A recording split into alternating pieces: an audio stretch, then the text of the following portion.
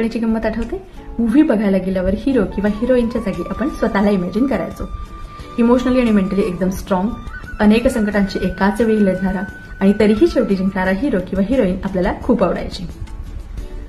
Cinematic फॅन्टसीचा part सोडला तरी असं मूल जोपासणं खरंच खूप अवघड नाही. त्यासाठी फक्त 3 चुका टाळायच्या आहेत. कुठल्या? मुलांच्या समस्या सोडवणं. रस्ता म्हटला की अडचणी, अडथळे आलेच. कुठल्या संकटाला थेट भिडायचं आणि कुठल्या संकटाला वळसा घालून पुढे निघून जायचं हे अनेक समस्यांना सामोरं गेल्यानंतरच मुलांना समजेल. सो त्यांना त्यांच्या समस्या स्वतः सोडवू देत. आपण फक्त त्यांना सुरक्षिततेची भावना पुरवायची.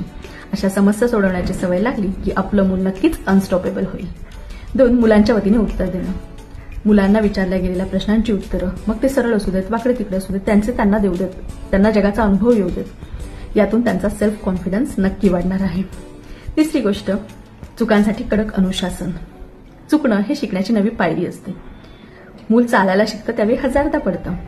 त्यामुळे मूल चुकलं तर इट्स ओके बाळा, तू खूप प्रयत्न केलेस त्यासाठी खूप खूप अभिनंदन, पुन्हा प्रयत्न कर. फक्त एवढंच बोलायचं आहे, त्याला नव्याने चालण्यासाठी प्रेरणा द्यायची आहे.